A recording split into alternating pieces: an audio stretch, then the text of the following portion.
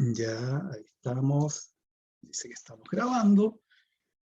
Siempre me dicen que les debo pedir permiso, pero también la universidad me dice que tengo que grabar la clase, entonces asumo que ustedes siempre me dan permiso.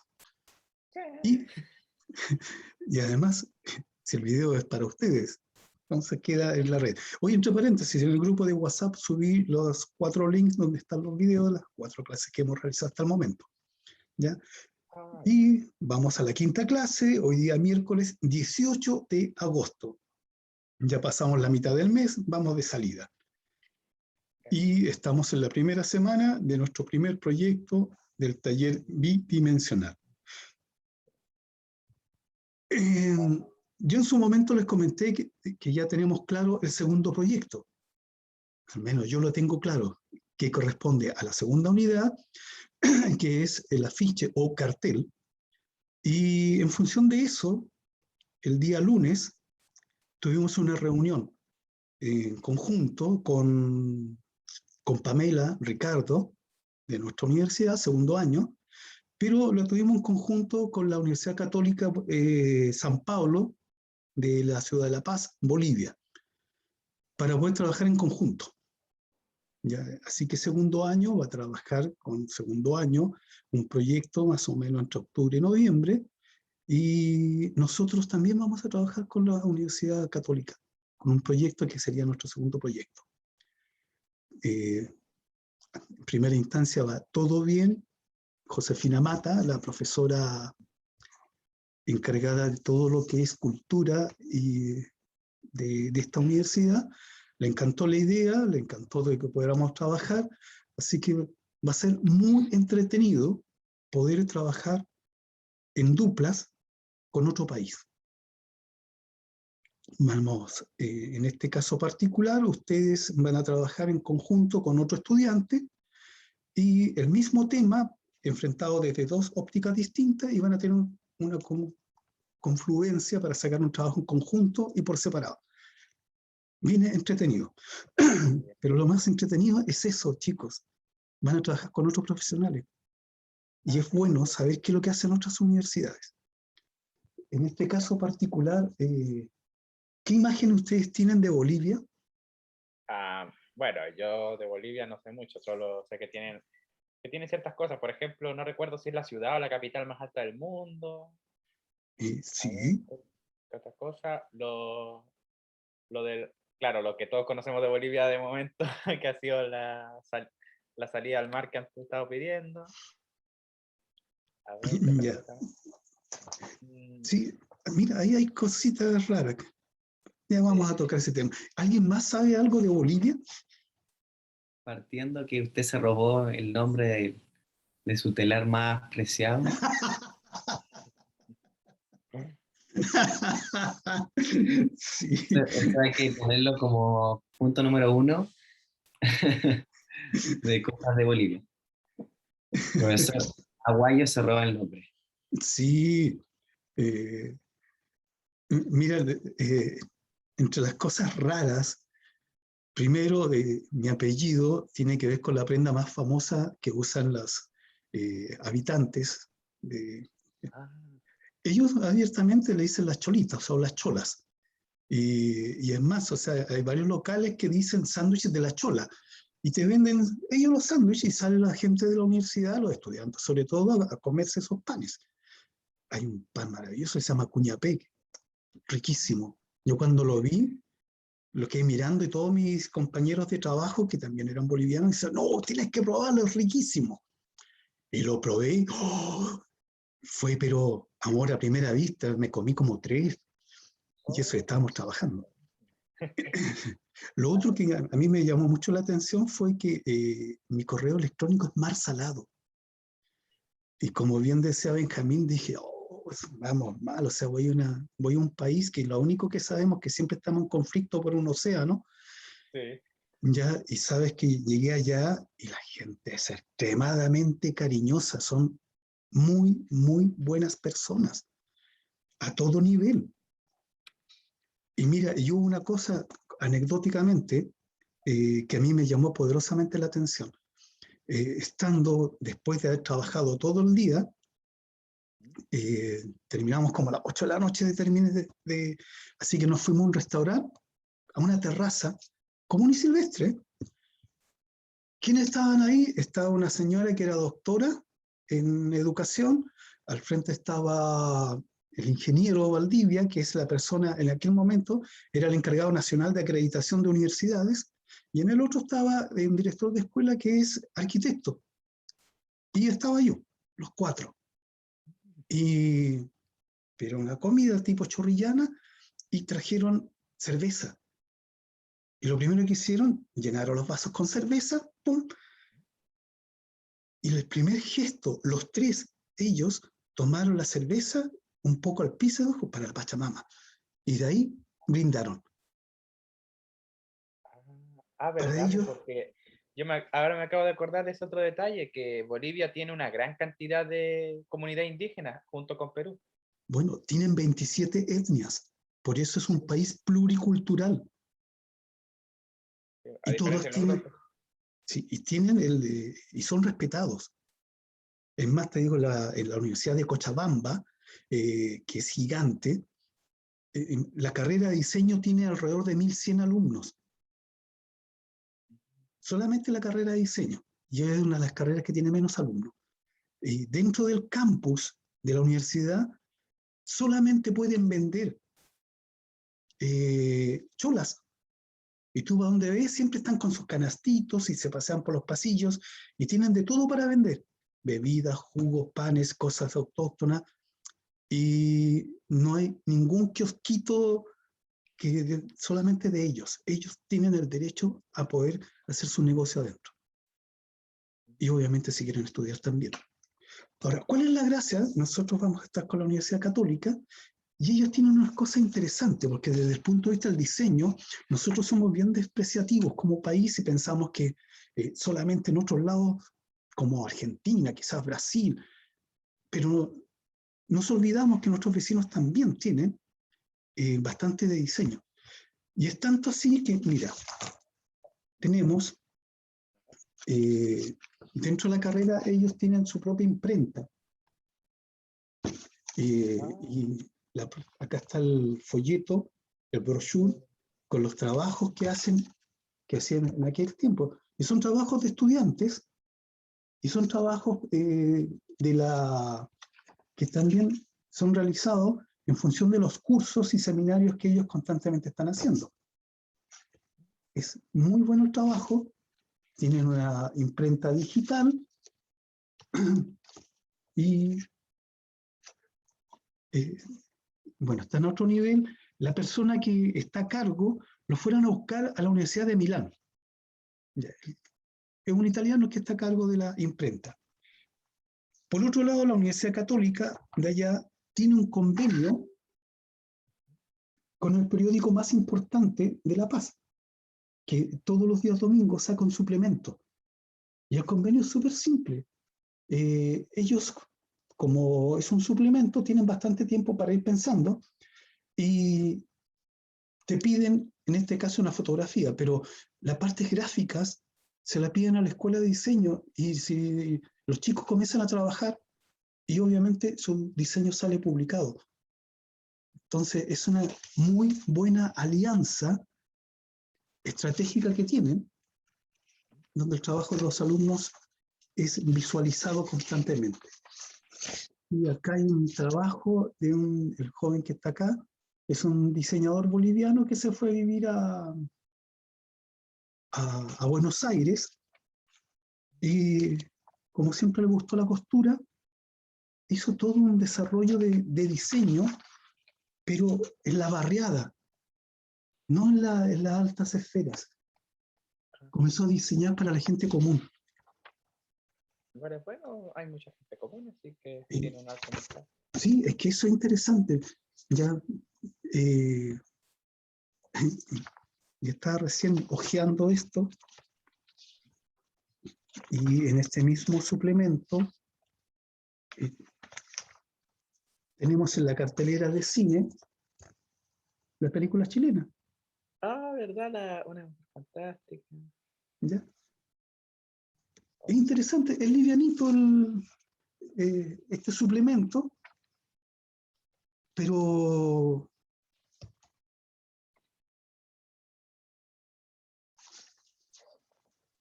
pero le da cabida a sus propios artistas y a jóvenes, que en este caso, para hacer las portadas. Lo encontré muy, muy bueno, ese tipo de alianzas. Bueno, con esta gente es la que vamos a trabajar. Hasta el momento vamos bien. Y además hay en octubre, y ya nos van a llegar las conexiones, hay una exposición y ponencia respecto al patrimonio gráfico. Entonces, obviamente estamos invitados y vamos a ir a las charlas, a las exposiciones, y si de repente se abre convocatoria de mandar un póster, lo vamos, la idea es que participemos. ¿Ya? El primer encuentro de que ellos hicieron, tenían una invitada, Mónica Polanco, de Ecuador, quien habló de los sellos postales ecuatorianos. ¿Sabes lo que es un sello postal, verdad? Lo que vulgarmente se conoce como estampilla. ¿No? Precisamente. Es que ustedes ya no hacen eso. Está el correo electrónico. Entonces, el sello postal tenía una característica hermosa y, de hecho, se desarrolla paralelamente lo que se conoce como la filatelia o filatelía, que es coleccionar sellos. Y muchos sellos adquieren un valor, sobre todo o cuando tienen un error, sale un tiraje menor, o porque son tan escasos.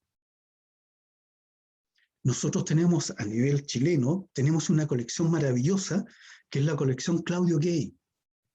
Cuando Claudio Gay pasó por Chile, hizo todo un estudio de la flora y fauna. Y cuando llegó nuevamente a Europa, a partir de los dibujos y objetos, o sea, bocetos que él hizo, apuntes, se hizo todo un aspecto gráfico de lo que es la flora y fauna chilena. Fue el primer estudio que se hizo acá. Y Correos de Chile sacó una serie en rojo, en verde y en azul. Cada una tiene un valor distinto. Y te venden, algunas veces te aparecen los sellos completos, con un panó, o a veces vienen por separado. Y es maravilloso desde el punto de vista gráfico. Pueden buscarlo ahí en YouTube después. Sellos chilenos Claudio Gay. ¿Ya? Es muy, muy lindo. Es una pena, en serio, para mí es una pena que desaparezca, y van a desaparecer los sellos si todo el mundo usa internet. ¿Ya? Qué pena, qué pena. Ok, esa era la noticia que les tenía que dar. Y obviamente quedaron tan contentos, quedaron exaltados, fueron tan participativos que realmente, si lo hubiese dicho, no sé, pues vamos a trabajar con el Club Deportivo Tres Tiritas de Guano, usted le daría lo mismo. Oh. No, yo por mi parte, profesor, me gusta mucho la idea. Bueno, usted sabe el amor que tengo a lo cultural y lo patrimonial, así que a lo folclórico. Así que estoy como ansioso, quiero que sea pronto como para interactuar con gente de allá. Yo en lo personal siento curiosidad, más que nada porque no tengo una idea clara de cómo son las cosas en Bolivia, ya que es como muy aislado el tema. ¿Se han dado cuenta que todo el mundo piensa que La Paz es la capital? Sí, porque es la más conocida, pero no recuerdo cuál es cuál es la capital real. La capital de Bolivia es Sucre, pero la sede de gobierno está en La Paz. Ahí está. Sí, claro. Bueno, debe ser por la costumbre que tenemos de que todas las sedes están en la capital. Claro. Sí. Pues, en Europa, sí, en Europa, por ejemplo, en Suiza, tú tienes 3 capitales. Berna, que es la capital económica es Zurich, y la capital política a nivel internacional es Génova. Sí, pero la democracia sueca es como mucho más avanzada. Suiza, me equivoqué de lado. Sí, son distintos en todo sentido. Sí, pero lo que dice Francisco es correcto. Es más, si alguna vez ustedes han ido, de hecho estaba pensando en una cosa re loca. Ustedes saben que los aviones en nuestro país vuelan a una altura de 10.000 metros, a 10.000 pies. Comúnmente ese es el tope donde viajan. Y un pie es 30.48, es decir, están volando a 3.048 metros de altura. ¿Ya? Seamos generosos. 3.000 metros de altura. Y La Paz está a 3.500. Pero Estamos rozando Bolivia. Sí, pero el aeropuerto está más arriba. Está en el altiplano, un sector que se llama el Alto. Imagínate, con eso te digo todo, el Alto. Entonces, para cuando el avión comienza a llegar arriba, comienza a andar por entre medio quebradas y tú vas viendo por la ventana y vas viendo los arbolitos y están ahí. Tú dices, ¿en qué momento este tipo se le tuerce un poquito el volante, un pequeño bolsón de aire? Es muy impresionante, porque en cualquier otra ciudad tú llegas y aterriza y está todo despejado, pero acá no, tú vas entre medio de cerros y vas como haciendo slalom. Es muy, es difícil, es muy hermoso, en serio, es muy, muy, muy bonito. Y desde el punto de vista, como bien decía Benjamín, es la curiosidad. Entonces, ellos hacen bienales de carteles a nivel internacional. Y son muy buenas las bienales. ¿Ya? A nosotros no nos pescan. Mandan invitaciones a Argentina, a Brasil, a otros países. A nosotros no nos pescan para nada y es porque nuestra publicidad y nuestro diseño, ustedes vean lo que hacemos lo mismo que hacen en todos los otros lados. Como que no hay una identidad gráfica. No digo un folclorismo, sino una identidad gráfica. Ahí está. ¿Ya? Analicen lo que es el afiche de la década de los 70 en Chile y tenía un estilo gráfico que era chileno. Una forma de hacer que era muy, muy chileno. Y después nos transformamos en los copiones de Norteamérica y vean nuestra publicidad, chicos, vean cualquier revista chilena. Somos todos rubios de ojos azules viviendo en una casa que como mínimo tiene 500 metros, en donde los comerciales, para vendernos un jugo en polvo sintético lleno de químicos, utilizan un paisaje bucólico en donde hay arbolitos, la gente en el campo, y tú dices, si yo viviera en el campo no estaría tomando químicos, me comería una fruta real. Claro, pero no venden esa pomada. Pero bien, esa era la noticia de hoy día y espero sinceramente con ese espíritu inocente que tengo de que podamos enganchar bien y desarrollar cuando nos toque el proyecto como corresponde. Por el momento tenemos nuestro primer proyecto que ya lo anunciamos el día lunes. Y ya, mira, se nos integra la ciliar. Y pregunta, ¿de qué se trata el proyecto? Del 12 de octubre. Ya, bien, Benjamín. Y aparte de Benjamín, ¿quién más me nos puede decir de qué más se trata el proyecto? ¿Qué es lo que hay implícito dentro del proyecto? Un cómic.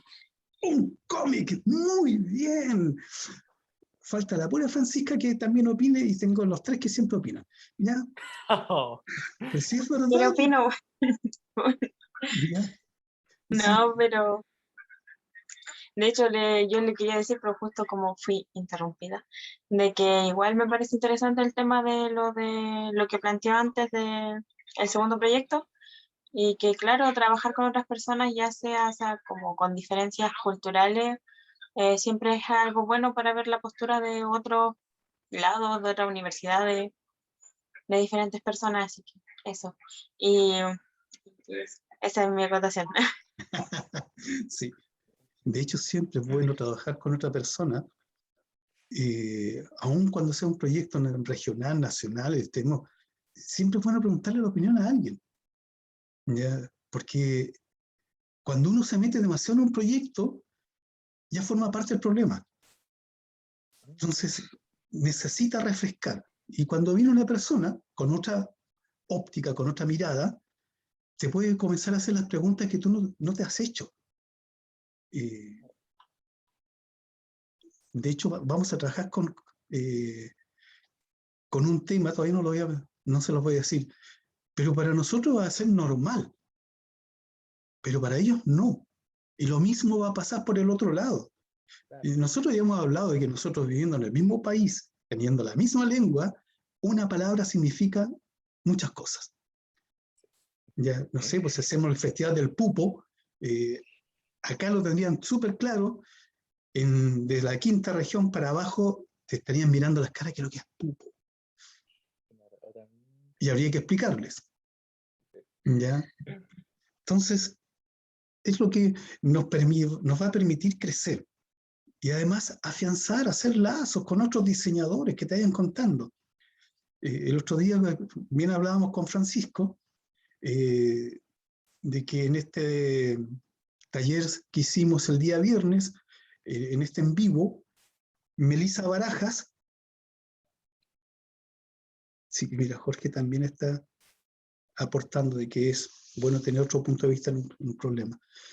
La Melissa Barajas estuvo con nosotros un semestre y su forma de trabajar era extremadamente norteamericana, el general los trabajos. Se manejaba súper bien los programas y en un día X, estando en clase, el curso no trajo la tarea y ella la tenía hecha pero completa.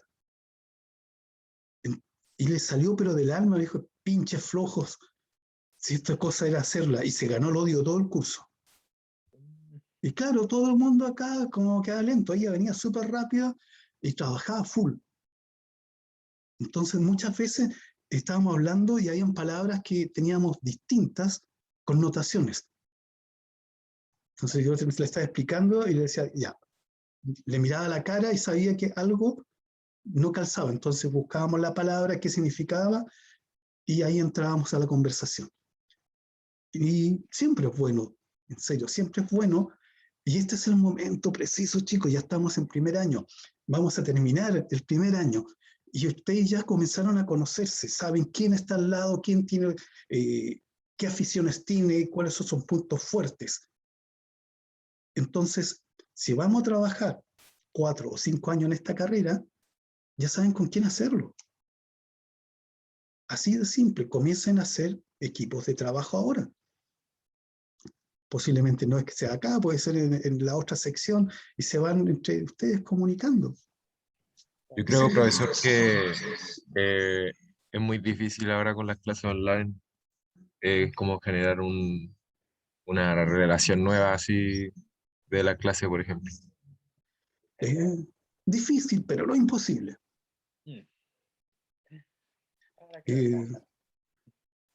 Yo creo que cuando hay gustos en común, se encuentran puentes para construir.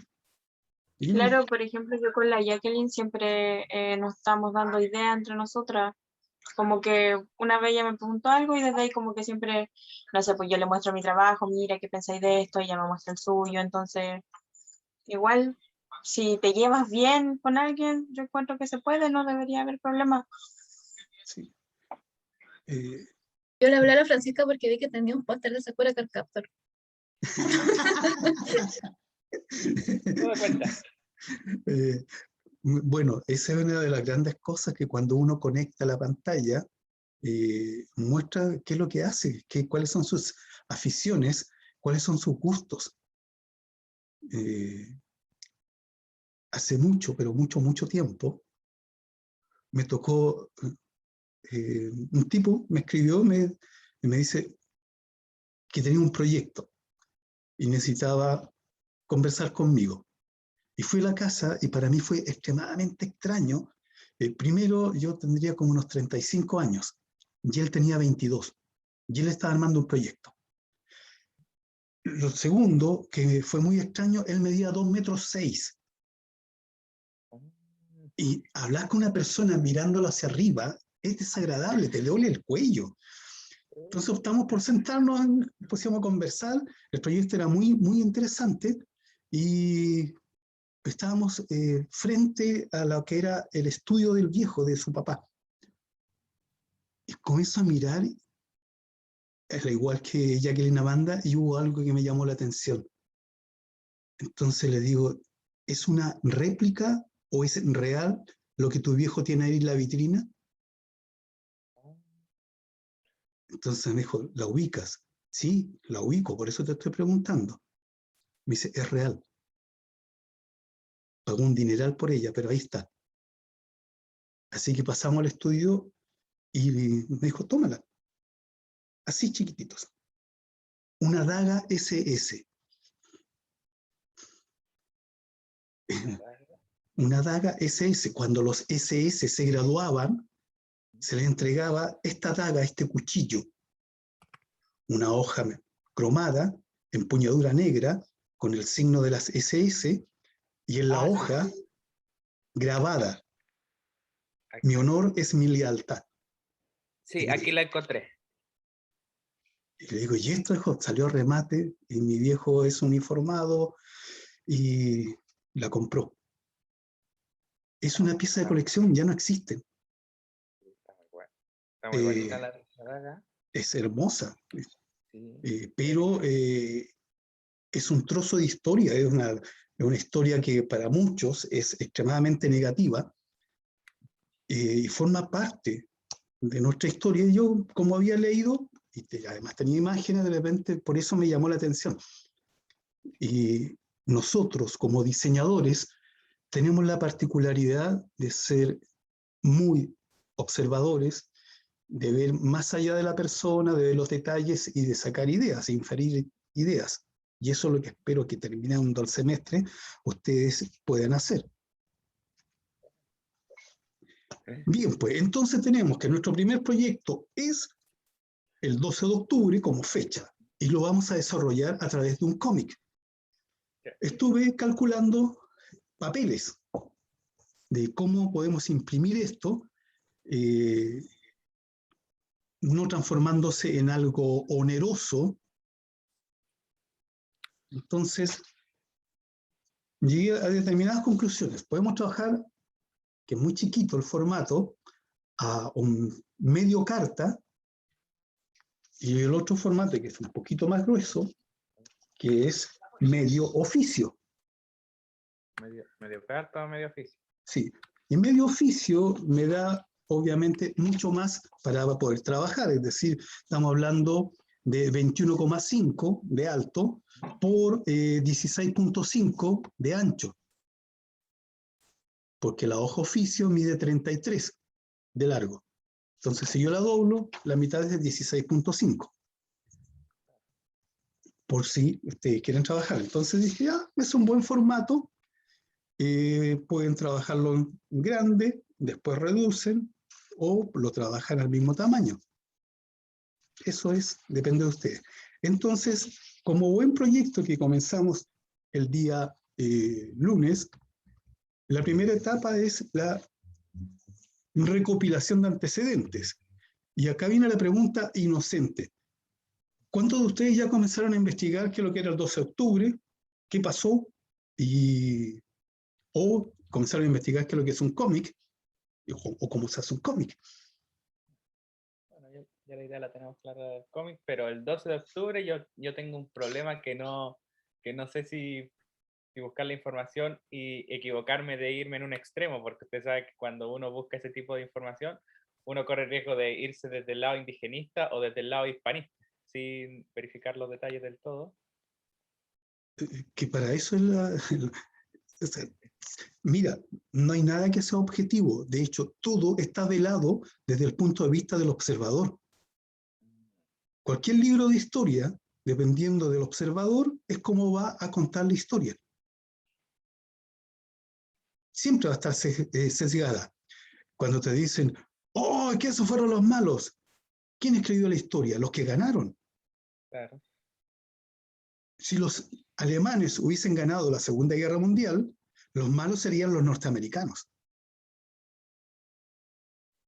Sí, así de simple. Claro, y además si tú tienes todo un apoyo de los medios de comunicación, obviamente puedes hablar peste del otro. Pero en este caso puntual, Benjamín, tú debes tener tu óptica de dónde quieres partir. Si tú me quieres decir, oh, voy a tratar desde el punto de vista indigenista, ok, comienza a buscar información desde esa perspectiva. Bien. A ver.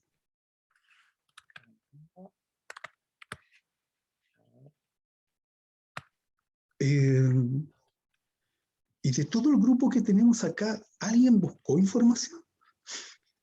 Yo he buscado, Ya, cuéntame, Jacqueline, Amanda. que yo tenía la duda de cómo se llamaba aquí ahora, el 12 de octubre. Ya, Y me parecían puras cosas de Argentina, no sé por qué.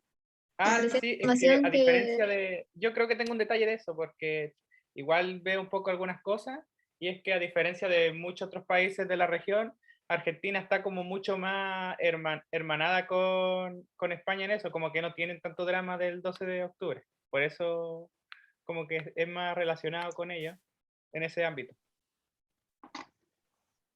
Incluso le dicen Día de la Hispanidad y no le cambian tanto el nombre. Debe ser por eso que están más relacionados. ya. ¿Y tú qué piensas, Jacqueline, Amanda?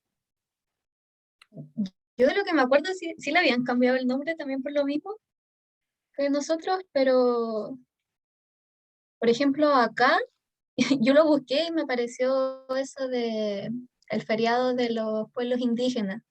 Y yo Ya. dije, pero si eso ya pasó, pues eso no es del 12 de octubre. Y me apareció información que el 12 de octubre se llamaba al final eso del encuentro de los dos mundos. Sí, también tiene ese nombre. Sí. Se llamaba en Chile.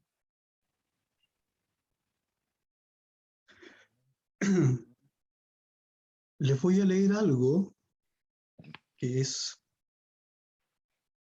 lo mandó mi hijo, con el cual no estábamos conectados para este tema ni nada por el estilo, pero me mandó porque siempre nos mandamos información. Es un pantallazo de Vox España. Ah, yo conozco ese partido. Sí. Tal día como hoy, de hace 500 años, una tropa de españoles encabezada por Hernán Cortés y aliados nativos consiguieron la rendición de Tenochtitlán en México. España logró liberar a millones de personas del régimen sanguinario y de terror de los aztecas, orgullosos de nuestra historia. Esa es la imagen que tienen algunos españoles de lo que hizo Hernán Cortés en México. Habría que preguntar a los mexicanos si están de acuerdo con eso. ¿Ya? Pero ahí está, orgullosos de nuestra historia.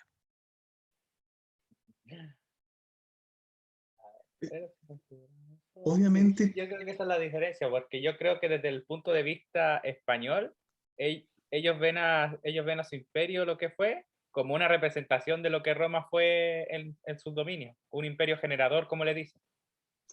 Por eso le están tan orgullosos, porque sienten que son una réplica. Sí. Una réplica made in Taiwan. Pero bueno. Sí, pero una réplica en fin de todo. Sí.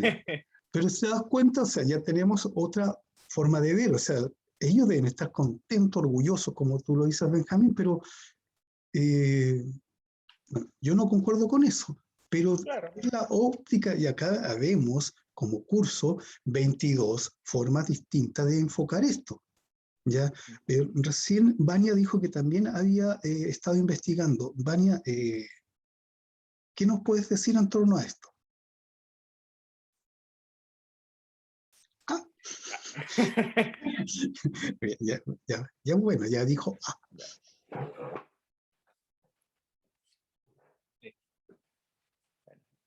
Yo en lo personal siempre tenía una visión de que ni éramos tan buenos, ni eran tan buenos los indígenas en ese tiempo, ni eran tan malos, ni eran tan buenos los españoles en ese tiempo. Siempre tenía una vista media, porque siempre me ha cargado esa manía de culpar, de nuestro lado culpar a España, y desde el otro lado culpar a Inglaterra. Sí, acá no hay una cosa de culpa, estamos analizando una fecha, ¿ya? Sí. Y, oye, a ver, dentro de la evaluación de este proyecto, va a venir lo que es, y ya lo estoy haciendo constantemente, pero creo que ya a esta altura del partido, de la carrera, mejor dicho, yo necesito de parte de ustedes que participen. Ya, no me sirve tener pantallas. Ok, la universidad les permite tener la pantalla con el nombrecito. Si no quieren prender la pantalla, perfecto, no la prendan. Pero por lo menos opinen. Si no saben hablar, pueden escribir en el chat. Pero en la etapa de antecedente no me sirve que el día que haya que presentar aparezca todo un escrito o un tratado si a ustedes nunca lo he visto, si nunca corrigieron. Entonces, yo en serio vuelvo a ser pedante y agradezco a las personas que participan, pero los demás no entiendo, en serio no entiendo. Así que les voy a pedir que se tomen en serio esto, porque yo me lo estoy tomando, es mi profesión y tengo que formar profesionales. Y nuestra carrera está basada en competencias. Entonces, dentro de las competencias, yo tengo que saber si son competentes. Y dentro de los temas aparece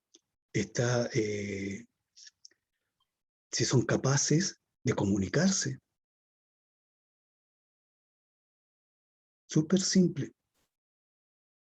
Entonces, insisto, agradezco a los que están participando, pero a las demás personas les pido que se hagan un autoanálisis. ¿Para qué están en esta carrera? Podrían hacer, no sé, un curso de señas.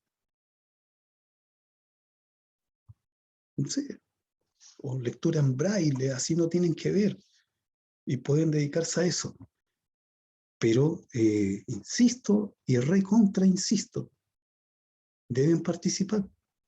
La universidad me dice que yo no los puedo obligar. Y no tengo por qué obligarlos. Se supone que entraron gratis. No, disculpen, no entraron gratis. Entraron voluntariamente. Ya no hubo una guerra florida. Si alguien leyó La noche boca arriba de Julio Cortázar, podrá entender lo que es una guerra florida. Y tiene que ver con lo que dice Benjamín. Y es decir, por un lado, uno ve estas grandes civilizaciones que también existían en este continente, ¿ya? Pero estas civilizaciones también tenían sojuzgada a otras. Los incas no le interesaba Chile. Hay unos pequeños asentamientos, pero nada más. Tenían todo allá, no lo necesitaban. Hay antecedentes que dicen que los mapuches atravesaron la cordillera desde Argentina. Y de hecho, si ustedes ven historias y libros de historia, se van a dar cuenta que a ambos lados de la cordillera existían mapuches. Y es más, si ustedes, estando acá en la cuarta región, también hay diaguitas acá en nuestra región y hay diaguitas en San Juan, Argentina.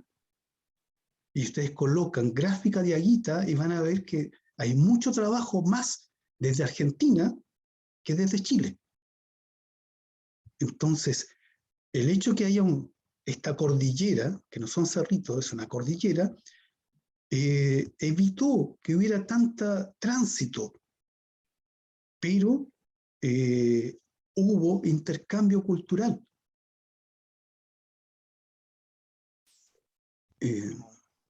Aunque yo no sé cómo funcionan las cosas allá, porque lo que yo sé de las cosas indígenas es la pacificación de la Araucanía y ese tipo de cosas, Claro. pero no sé, en Argentina también hubo ese tipo de pacificación entre 10 millones de comillas.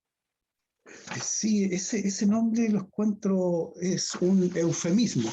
Mira, este es un cómic desarrollado por Hugo Pratt como información y los dibujos son de Milo Manara. Ahí van gente del ejército a un campamento araucano, no, disculpa, a un campamento mapuche, ubicado cerca de Neuquén. Y hablan con Calfucurá, Piedra Azul. Y te podrán gustar las historias de Hugo Pratt o no, pero Hugo Pratt se documentaba en exceso respecto a lo que va a narrar. Y está contando los inicios de la historia acá de cuando los ingleses dejaron gente como para luchar contra las colonias y apoyando la independencia argentina para después hacer negocio.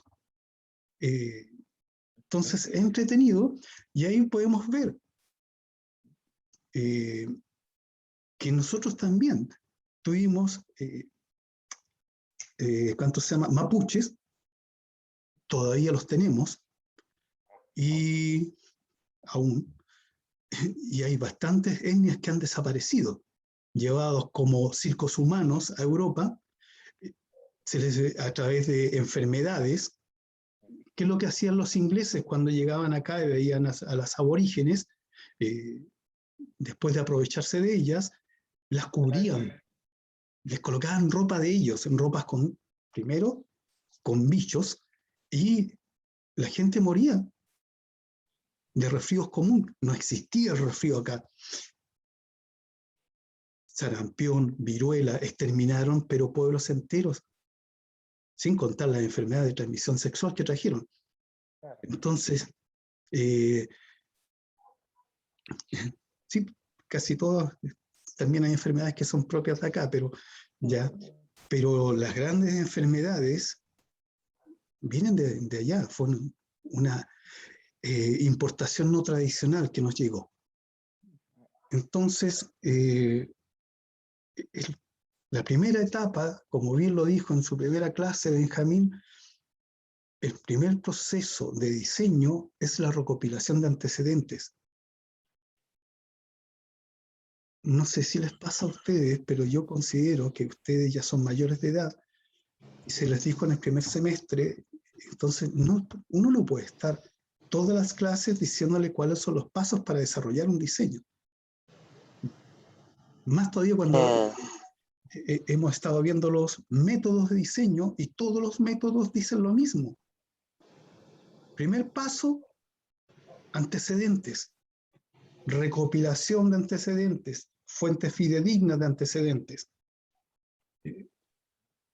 En su momento, Umberto Eco, una de las autoridades a nivel mundial de lo que es la semiología y además una autoridad mundial de lo que es la historia del medioevo, analizaba los medios de comunicación actuales.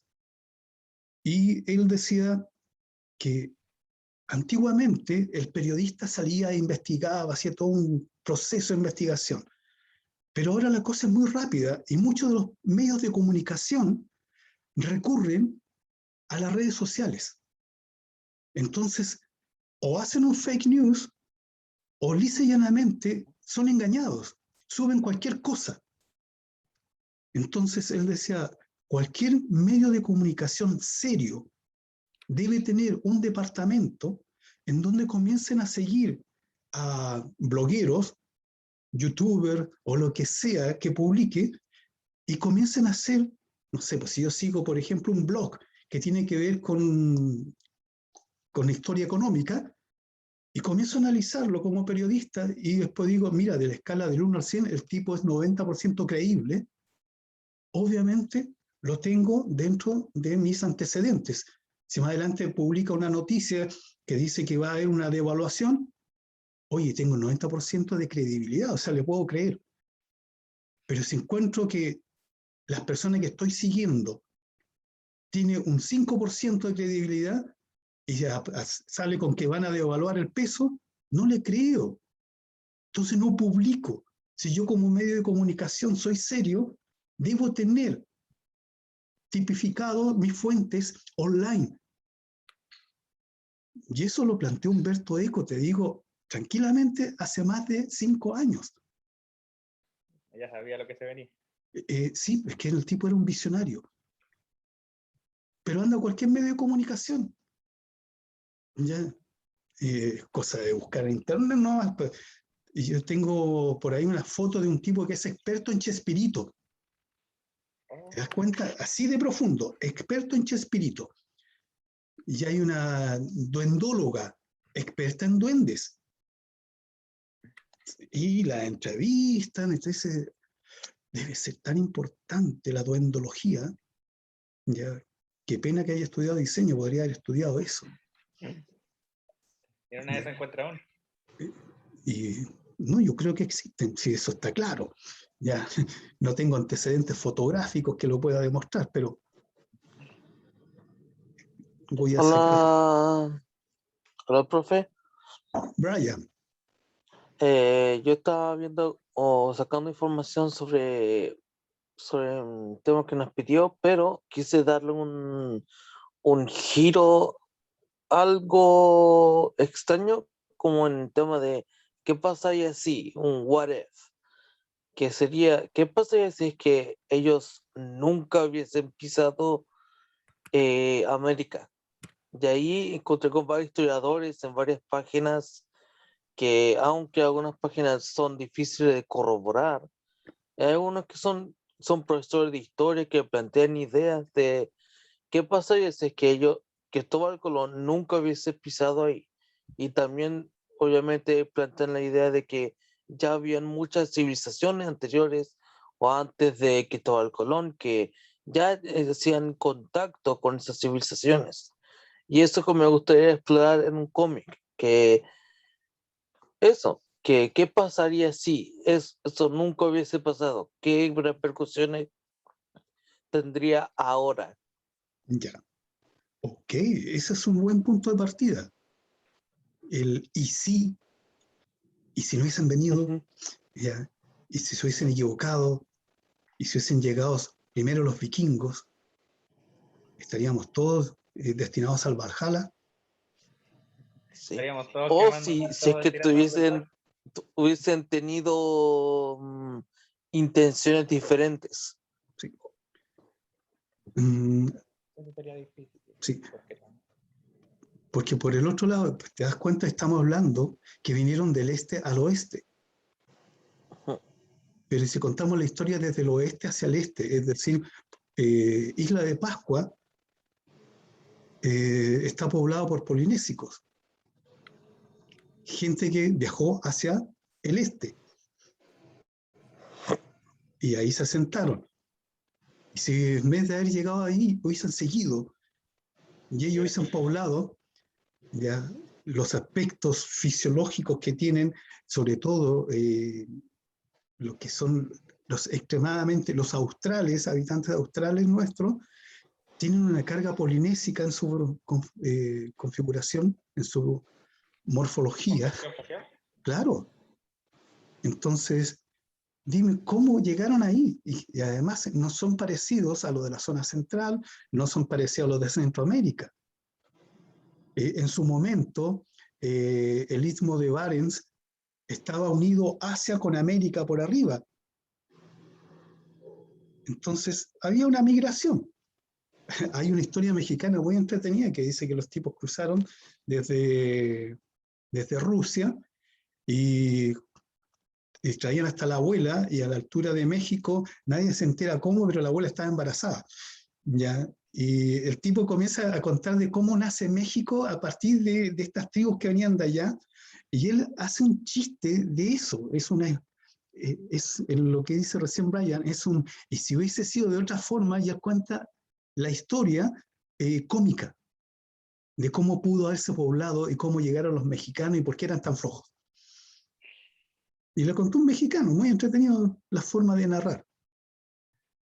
Entonces te das cuenta, la otra historia, no sé, si de repente en Guanajani hubiesen pescado unas embarcaciones, hubiesen ido a España. ¿Ustedes han escuchado hablar de Thor Eyerhal? No, profesor, ¿quién es? Ya. Mira, Thor Eyerhal es un personaje, porque no hay otra forma de definirlo, y él planteó de que los habitantes de toda la costa pacífica vinieron de la Polinesia. Y en su momento se le reyeron en la cara. Y este señor optó por lo más sano. Vino a América y en el lago Titicaca consiguió de estos constructores de estas barcas y generó una barca gigante de totora. Y con eso se fueron navegando y llegaron hasta Australia. El tipo lo documentó todo el viaje. Al final la nave llegó, pero entró mucha agua, pero atravesó desde América hasta Australia, ya en una nave que se llamaba Kon-Tiki.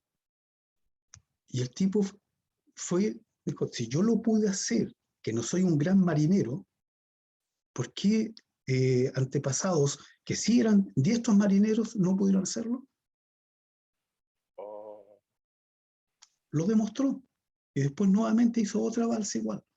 Por si acaso, para devolverse. No, como para poder demostrar, y lo otro era para documentar la contaminación del mar. Si el tipo hizo varios ejercicios en ese mismo viaje, entonces te das cuenta de que es factible. Ahora, vuelvo a insistir, yo no le estoy pidiendo que me documenten la historia. Lo que le estoy pidiendo es un cómic con el punto de vista que ustedes tomen de esta historia. Y obviamente ninguna va a ser más verdadera que la otra o falsa, es el punto de vista que ustedes tengan. Recién acá aparecía Vani, hablaba de que habían llegado a Guanahani. Sí, ahí llegaron, ¿ya? Donde los taínos. Entonces, ¿qué pasó ahí? No sé, métanse escriban en Google 1492, la película de Ridley Scott. Van a ver una buena película, además con música de Vangelis de fondo, muy buena música, y van a ver cómo se negociaba, porque Colón no vino gratis. No. Él hizo un negocio, y la realeza española, después que se dio cuenta cuánto iba a pasar la Colón, se hicieron los tontos hasta que se murió. ¿Ya? Porque era una cantidad abismante de dinero. Es que no pensaban que iba a conseguir mucho más de lo que era otro caminito a la India. Precisamente no magnificaron lo que este señor, en resumidas cuentas, se alumbró. No decís que descubrió porque jamás tuvo la más mínima idea de dónde estuvo. Quien lo tuvo claro fue Américo Vespucio, y por eso el continente lleva su nombre.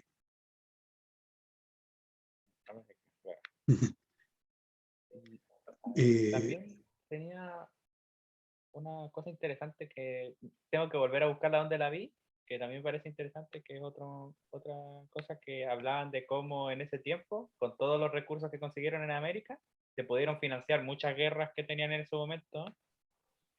Sí. Mira, financiaron guerras, financiaron obras, pero además despilfarraron. Oh, sí, eso también es cierto. Acumularon tantas deudas con otro reino que los barcos de América llegaban a la península solo para cobrar la plata. Eduardo Galeano en un momento dado decía que si en este momento España tuviera que pagar todo el oro que se llevó, no tendría cómo pagarlo. Y aún así sin los intereses. Sí, pero también. Es demasiado lo que se llevaron. Entonces cuando uno va y dice, ¡oh, qué bonito lo que hicieron! Pero podrían haber hecho más. Si se hubiesen, bueno. Sí, pero estábamos en tiempos de otros siglos. Lo importante era expandir el territorio. Y analicen bien, oye, siempre nombran a los reyes católicos como las joyitas de la corona. Vean los antecedentes familiares de qué es lo que eran. ¿Ya? Los Habsburgo, los Austral, los... Sí. A ver. No, pero mira, piensa en Fernando nomás, que el tipo era un mujeriego. ¿Ya? ¿Cuál de todos? Hay como... Fernando de Aragón, el que financiaron, de su esposa Isabel la Católica, y tuvieron hijos, y uno de ellos fue Juana la Loca. Imagínate que sea recordada así por la historia, Juana la Loca. Ahí empezamos mal. Imagínate, no sé, pues, es como el familiar de Bonaparte, Pepe Botella. O sea, ser recordado históricamente como bueno para el trago. Se llamaba José Bonaparte, pero en España le decían Pepe Botellas. La tenían clara. Entonces, Otra cosa. ah, También otro detalle que recuerdo. sí. Era- Muchos de ustedes, bueno, acá veo comentario de O'Brien que está hablando de Evangelion. Muchos de ustedes les gusta el manga, la Francisca, por ejemplo. ¿Ya? Jacqueline habló que recién que había visto un póster de Sailor Sakura Moon, Card Captor. Ahí. Sakura Card Captor. ¿Ya? Y no sé dónde era el otro día que alguien estaba con una imagen de Shin-Chan. Shin-Chan, o sea, el baile de las pompas en nada. ¿Ya? Yo creo que a todos nos gustó ver Shin-Chan, pero yo creo que a nadie le gustaría tener un hijo como Shin-Chan. No, definitivamente no. No, imagínate. Uy, demonios. Yo creo que muchos somos Pobre Shin-Chan. Mitzi. Oye, sí, esa pobre señora. Qué atroz ese hijo. Pero lo cómico de todo, uno diría, pero el que hizo esto era un degenerado. Pero después que falleció el papá, las hijas continuaron con la historia. Entonces, el personaje trascendió. Viva Chin-Chan. Y, oye, entre paréntesis, el mono es re feo. Pero- Gráficamente feísimo. Sí, pero si somos honestos, lo que importa es cómo usaban la historia, cómo narraban. Eso es lo que importa. El diseño va a ser solo un detalle más. A eso voy. Porque mucha gente dice, no, es que yo no dibujo bien. El otro día vi una película súper mamona, pero mamona, donde la niña cantaba. ¿Ya? Y el profesor de música le dice, hay gente que tiene hermosa voz, pero no tiene nada que decir. Oh, Entonces, y es verdad, pues, o sea, tú puedes cantar y lo otro puedes interpretar. No sé si han escuchado alguna vez a Bob Dylan. Mi ex señora siempre me dice, mira, está el afinadito. Canta horrible, pero el mensaje, la música, la poesía que él tenía era genial. Entonces, lo mismo nos pasa acá desde el punto de vista gráfico. Hay gente que dibuja muy bien, pero no tiene nada que narrar. Y el cómic es un equilibrio perfecto entre la historia y cómo se cuenta esta historia. Y eso es lo que es el primer paso que tenemos que hacer. A nosotros nos interrumpen a las 11:20, ¿verdad? a ver. 11:15. Hoy día no, profe. ¿Hoy día no? Los lunes no. Ya entonces nos vamos de... Voy a compartir con ustedes el trabajo que encontré. Busqué por internet hasta que encontré algo bastante conciso, muy bien explicado, y es lo que quiero compartir con ustedes. Obviamente se puede complementar también a futuro. Entonces, Profe, por comencemos. mientras le iba a contar de que yo no he averiguado mucho en cuanto a ámbito de investigación profunda sobre el tema, pero sí tengo la idea de lo que quiero hacer ya. Ya, Entonces, como en base a eso quería ir como para ciertos datos, ir como recopilando la información. Por ejemplo, quiero hacerlo como de la vista de cuando yo era estudiante ya. y veía el típico acto así como del 12 de octubre, así los cabros chicos cantando ahí Cristóbal Colón, América descubrió y todo el show. Y como decir así como pensar de que todo eso no es tan maravilloso como uno te lo cuentan y como que tú lo ves de una visión completamente diferente cuando chica y que cuando grande vas tomando una postura, ya sea por un lado o por el otro. Entonces como en eso quiero basarlo y después ir como así como lo que pasaba parecido en eso de Mogu y Mampato, como ir retrocediendo en la historia e ir como al, entre comillas, pasado, a ver como lo que sucedía en ese entonces, obviamente como hipotéticamente en el caso de un cómic. Ya. Francisca, me hiciste acordar de... Yo estaba en sexto básico. Contexto, vamos a contextualizar esto. Estábamos en dictadura. estoy en un colegio público, y los colegios públicos eran apadrinados por ramas de las Fuerzas Armadas. Digamos apadrinado por no decir adoctrinamiento. Como Machuca. Precisamente. Y bueno, llega un acto del día lunes, donde la típica izamiento del pabellón nacional, cantar a todo pulmón, el puro Chile, tu cielo a su lado, ya, y como bien dice Gary Medel, huele asilo, ya, porque no era o el asilo, sino es huele asilo, y si lo dijo Gary Medel tiene que ser así. En fin, estaba el director y habló sobre lo que antiguamente se conocía como el desastre de Rancagua. Así era conocido, que después se transformó en el combate de Rancagua o la batalla de Rancagua. Entonces el director tenía una labia fabulosa, este señor, y habló, y tú, a medida que iba hablando, tú veías a Bernardo Higgins, cómo se le iba saliendo la caja torácica, le salían calugas, una capa, era un superhéroe. Tú lo mirabas y era un Tony Stark de la época, cómo este señor hablaba de él. Y yo miraba alrededor, estaban los mayores que yo, imagínate, los de octavo, todos los tipos así, bueno, colegio público en el sur, donde en octavo había gente de 18 años y más. Entonces, estaban hasta la tusa. Y le toca hablar al apoderado, que era un teniente o capitán de la Marina. Y el tipo dice, bueno, el director ya habló todo del héroe, pero yo voy a hablar del militar. Dije, primero, no era militar, era un tipo con dinero. Y como él tenía dinero, obviamente la gente que trabajaba para él se transformaron en sus soldados. Y como tenía mucho dinero, obviamente tenía un grado mucho mayor. Pero de guerra, de estrategia militar, no tenía idea. Se ubicó en Rancagua y se puso en una plaza, es decir, se puso en un lugar donde tenía 4 sitios que lo iban a atacar. Y lo atacaron desde 4 puntos distintos. Y eso significó que tuvo que salir corriendo, ya, la famosa frase, o ir con honor o morir con gloria, significa sálvese quien pueda. Ya otros dirían apriete gachete, no sé. Y salieron corriendo. Y por esa estupidez, por no saber nada de estrategia militar, Chile perdió la primera etapa y estuvimos varios años para volver a intentar ser independientes.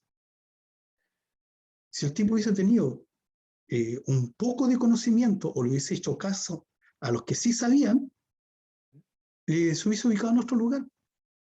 Entonces, por un lado tienes, como tú muy bien dices, todo un discurso que se ha mantenido en el tiempo, pero por otro lado hay que hacer los análisis. Y no hay que creerse, claro, no hay que creerse lo que te dice. En su momento yo les comenté que tengo un amigo que es sacerdote y yo le decía, oye, ¿por qué Constantino lo colocan como santo si estranguló a su propio hijo? ¿Ya? En serio. Eso es parricidio. A propósito de religión, ¿ubican la historia de Lot? ¿De quién? Lot. Lot vivía en Sodoma. Llegan Exacto. 2 ángeles a la casa de Lot. ¿Ya? Y mientras está conversando con los ángeles, la gente del pueblo golpea y le dice que les pase a los ángeles porque quieren tener sexo con ellos. Y él, como buen padre, le dice que no, que son invitados, pero que les puede pasar a sus hijas. Súper buen papá. Y, Mejor, número 1. claro, pero la historia dice que ese día Dios le dice, a través de los ángeles, que se tienen que ir y que no deben mirar hacia atrás, que si miran para atrás, van a morir. Y la mujer de Lot, cuando ya se están alejando, viene una explosión, y la mujer mira hacia atrás y se convierte en sal y muere. Entonces la historia bíblica, si usted ve los evangelios, siempre te dicen, oh, qué buena la fe de Lot. Sí, pero a ver, espérate, ofreció sus hijas para que los vecinos tuvieran sexo, ¿ya? Y uno diría, hay algo raro ahí. Si siguen leyendo la Biblia, se van a dar cuenta que Lot, además, después que se fue, tuvo hijos con sus propias hijas. Y eso se llama incesto. Pero si ustedes analizan, desde el punto de vista, dice, oye, eso nada que ver. Pero nunca te cuentan esas partes cuando te hacen las misas, te cuentan la historia de Lot, te hablan de la buena fe, la creencia que tenía este señor en este Dios, pero, oye, deja bastante que desear este personaje. Por lo menos ¿Ya? para la religión. Sí, al menos para mí como ser humano, ¿ya? Entonces, ojo con eso. Entonces, por eso para mí es importante este proyecto, no por la fecha, sino para saber cómo podemos tomar una fecha desde nuestra óptica, desde nuestra perspectiva, y transformarlo en una historia a narrar, gráficamente. Y voy a compartir ahora la pantalla y aparece, vuelvo a insistir, no lo hice yo, lo recopilé y lo estoy tratando de la mejor forma de entender cómo hacer el desarrollo de un cómic.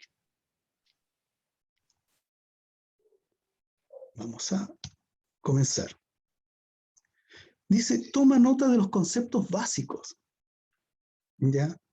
Entonces, dice, en su nivel más básico, un cómic constituye una narración que se cuenta mediante imágenes secuenciales conocidas, como cuadros o paneles, viñetas también. Incluso un cómic de un solo cuadro debe tener una sensación de movimiento hacia adelante. En tal sentido, los cómics en realidad no difieren de ninguna otra forma de narración y por lo tanto siguen determinadas convenciones. Hay escenarios, hay personajes, hay un conflicto, hay temas y hay un tono. Bien explicado cada uno de ellos, el escenario, todas las historias están ambientadas en algún lugar. Aunque el fondo sea simplemente blanco, no deja de ser un escenario. Este constituye el telón de fondo para las acciones de tus personajes y puede ser una parte integral de la relación, de la narración, dependiendo de la historia. Los personajes, necesitas actores para tu historia. Los personajes mueven la acción y dicen el diálogo y son aquellos con los que el lector establece una conexión. Debes desarrollar los personajes a lo largo del tiempo, lo cual es de particular importancia para los cómics, que creen narraciones más largas. Conflicto. Todas las historias requieren de un conflicto que las impulse, el cual constituye la base de la historia, el porqué de lo que hagan los personajes. Pueden ser algo tan simple como revisar correo o tan complejo como salvar el universo. Ahora, chicos, entre medio de esto, si ustedes analizan bien, ¿cuántos de ustedes han visto Charlie Brown? Lo dan en televisión, inclusive. Yo. Yo no mucho, pero sí lo he visto un par de veces. Ya. ¿Se dan cuenta que Charlie Brown es súper inocente y no hay adultos? No hay ningún adulto dibujado. Pero lo que sí hay son voces. Cuando está en el colegio y la profesora pregunta, se escuchan voces, pero deformes. No, maestra. Me encanta ese simbolismo. Sí, son puros ruidos, pero la historia la cuentan ellos. Pero paralelamente a lo que estén ellos haciendo como historia, su perro Snoopy y el ave Gustock tienen historias particulares. Hacen historias totalmente, a veces coinciden, o van haciendo dos historias paralelas. Pero siendo el perro un actor secundario, la gente recuerda más a Snoopy que a Charlie Brown. Sí, de hecho, sí, si me hubiera dicho primero Snoopy en vez de Charlie Brown, lo hubiera pillado más rápido. Claro, es impresionante cómo a veces se parte con una idea y los personajes, si están desarrollados o comienzan a cobrar vida propia. Ustedes saben que me encanta el corto maltés. Y su autor, Hugo Pratt, una vez le preguntaron si él era corto maltés. Y dijo, no, para nada. Él hace cosas que yo jamás haría y dice cosas que yo jamás diría. Él ya cobró vida propia. Es más, Hugo Pratt murió, no existe en este plano. Y sin embargo, su personaje ahora está siendo realizado por dos autores españoles que retoman el personaje en sí con las características que tiene y han seguido haciendo historias y los fanáticos dicen, está bien, sigue la línea. No tiene la profundidad que tenía en su momento Hugo Pratt, pero sigue la línea. Yo hace rato les comentaba de lo que es investigar el proceso de investigación. Mira, acá hay una historia maravillosa que se llama Tango y todo a media luz, escrita por Hugo Pratt, ambientada en Buenos Aires. Y la historia es re simple, pero tiene determinados detallitos que son interesantes de encontrar. Por ejemplo, les quiero mostrar algo acá. En la parte superior, el corto está hablando con este señor, que es dueño de una gomería. Una gomería viene siendo donde hacen recauchaje de neumáticos. Y tiene el nombre, el personaje y todo. Este personaje era el amigo de Hugo Pratt cuando Hugo Pratt vivía en ese barrio. Él hizo la historia ambientada en su barrio cuando él vivió ahí e incluyó a su amigo en la historia, por un lado. Por otro lado, te voy a mostrar acá otra imagen. ¿Dónde estás? ¿Dónde estás? ¿Dónde está? Acá está. Personaje que está ahí conversando con él. Todo el mundo a él lo conoce por su apodo. El apodo es Butch Cassidy. Ya hay si ustedes buscan respecto a lo que es la historia de pistoleros en Estados Unidos, está Butch Cassidy and Sundance Kid, donde eran unos pistoleros que asaltaron todo lo que había y ya cuando estaban en la última, arrancaron. Hay una película inclusive donde dice que ellos murieron en Bolivia, pero acá el tipo está y te dice que no, que el Sundance murió en el río Puelo, en Chile, ahogado, que Ita, que era la mujer que ellos compartían, los dos estaban enamorados de la misma mujer y ella de ellos, había vuelto a Estados Unidos y él hizo algo que históricamente como que te lo niegan, pero mataron indios para quedarse con las tierras en el sector de Neuquén, en Argentina. Es interesante. Y uno diría, no, ¿eso dónde está? Hay una de las cosas que es interesante, que Hugo Pratt se investiga demasiado. Para hacer la balada del mar salado, que está acá al principio, estuvo 3 años viajando por la Polinesia para poder saber cómo se visten, cuáles son las creencias, cómo se construye. Y hay fotos de él donde está en Isla de Pascua, donde está en Papúa Guinea, y en sus dibujos para poder realizar la historia. Entonces, es muy interesante el poder, dentro de tu escenario, saber si voy a hablar, no sé, por los mapuches, y digo la ruca, no voy a salir con una construcción de FL2, ya con una terraza, porque no son así las rucas. Tengo que saber cómo es una ruca de aquella época. O si de repente dibujo un paisaje, cosa que es interesante, por ejemplo, los que vamos de acá, de La Serena a Coquimbo, uno ve toda la avenida y son palmeras. Ah, claro, todo el caminito.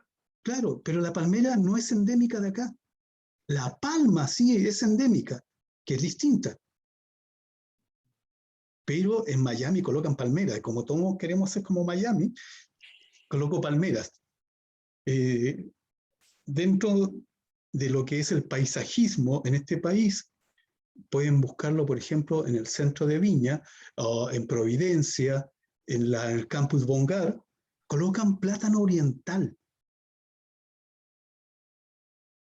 Pregúntale a todos los que son alérgicos, lo felices que son en esta época, en septiembre, cuando el plátano oriental comienza a eclosionar y andan todos con la nariz a bolsa. Y uno dice, oye, pero acá también hay árboles. Y tenemos árboles muy bonitos, pero a eso voy, chicos. Si voy a colocar un escenario y voy a colocar un árbol, averigüen qué árbol había acá. Si voy a hacer una ruca, voy a hacer un tipo de, no sé, pues una media luna. Si yo le digo están en la media luna, para los argentinos una media luna viene siendo un croissant. Sí, o la piña y la araná. A ver, Claro, entonces ahí hay que tener cuidado. Entonces, tengo el conflicto, están los personajes, cuál es el tema que voy a desarrollar, pero también significa que debo documentarme. Acá dice temas. El tema del cómic constituye aquello que impulsa la creación cotidiana.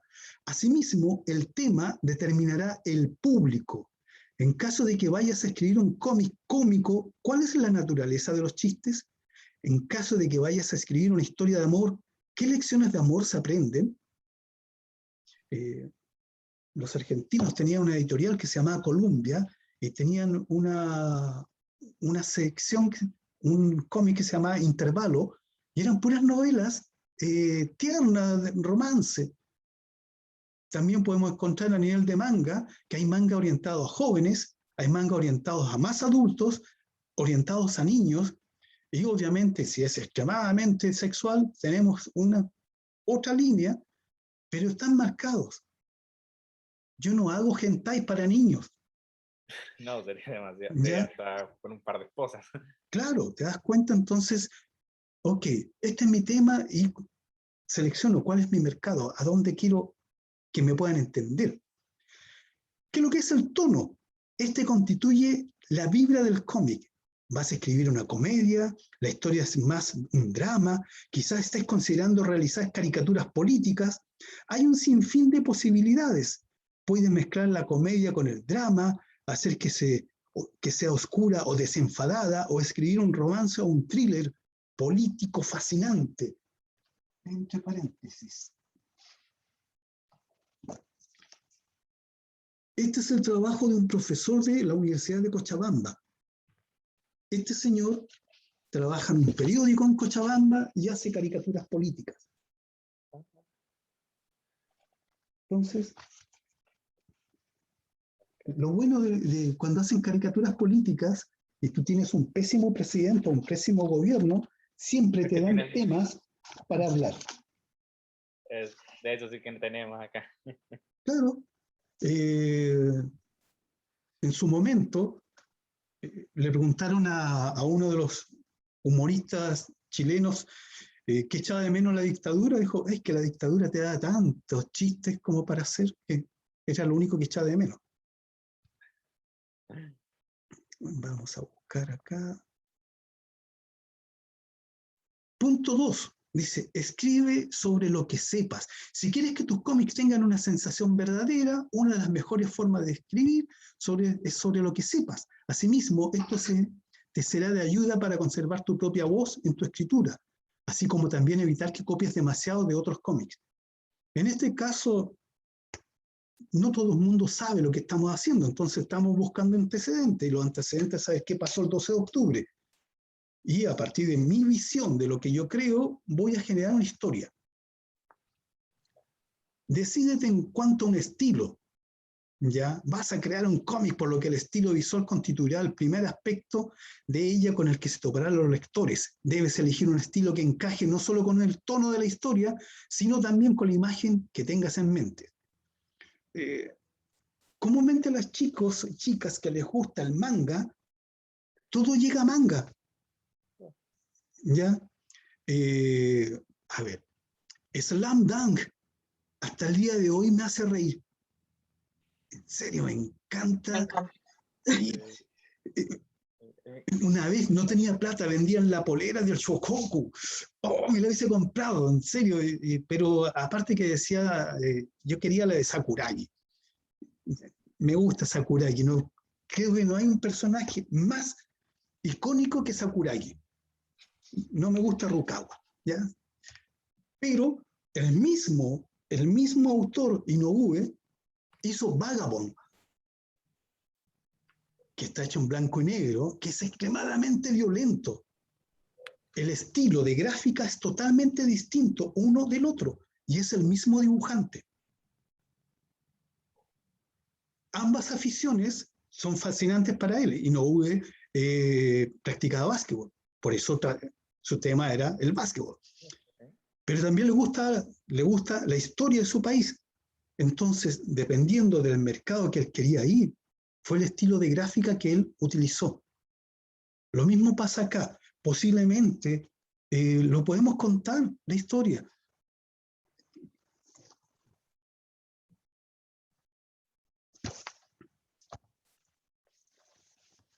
Acá tienes un cómic argentino.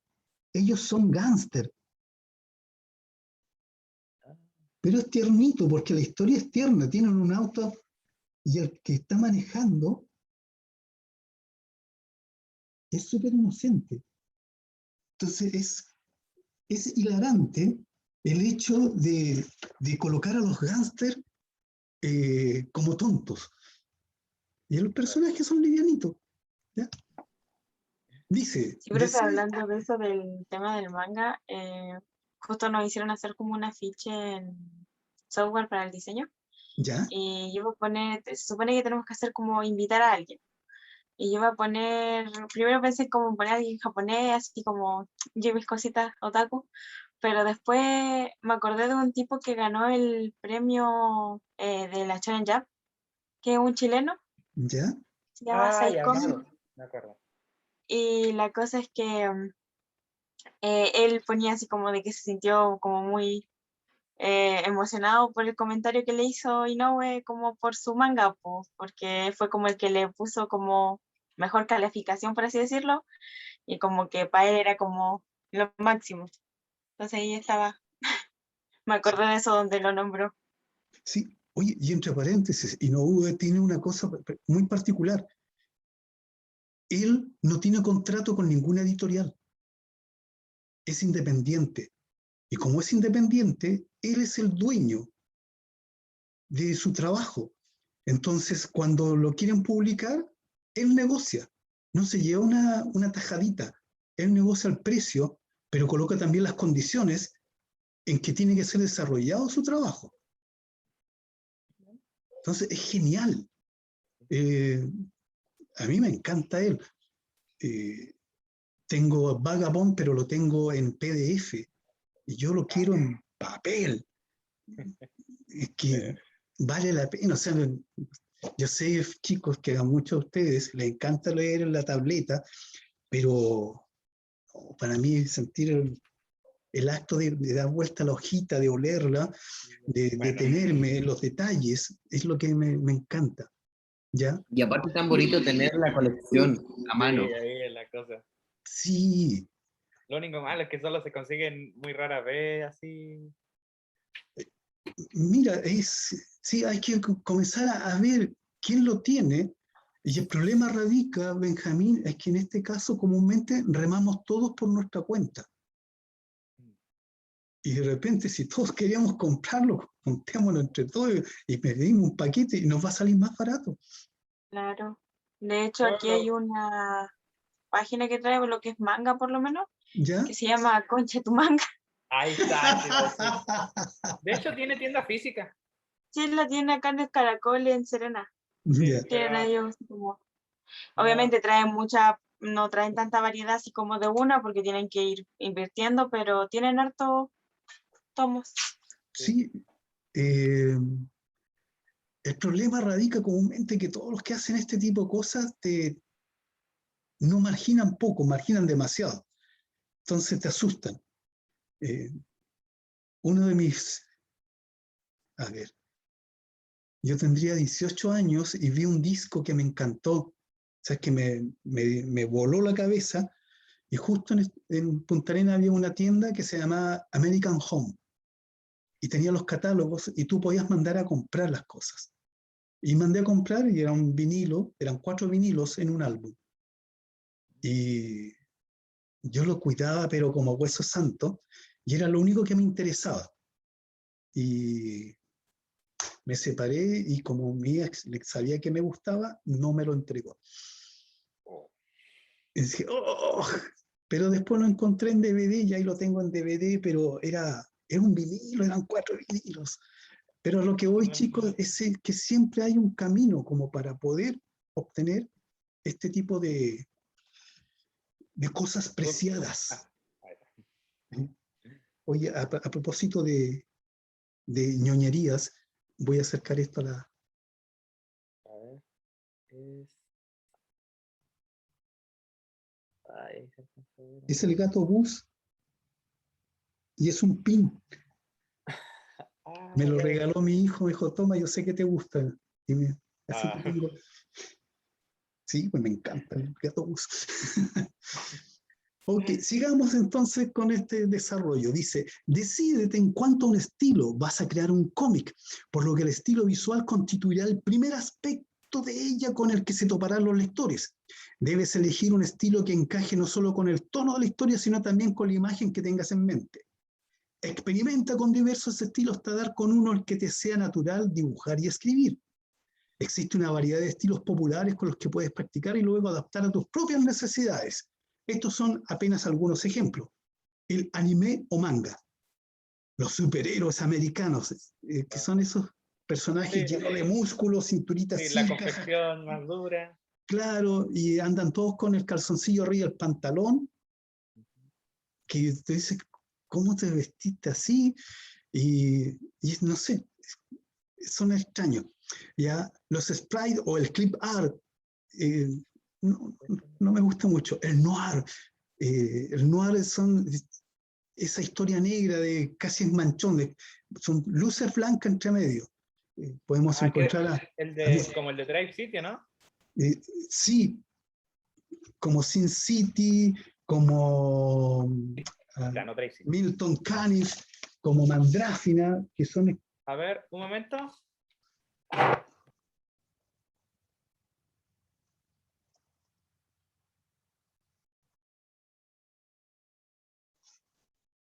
Esperaremos a Benjamín.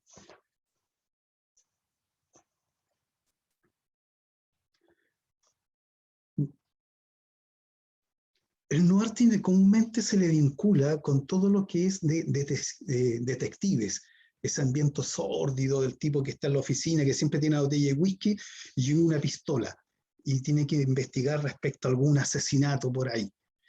Pero también hay historias, por ejemplo, como este de carácter político, en donde aparecen los personajes y no es muy agraciado el trazo, es bastante sucio.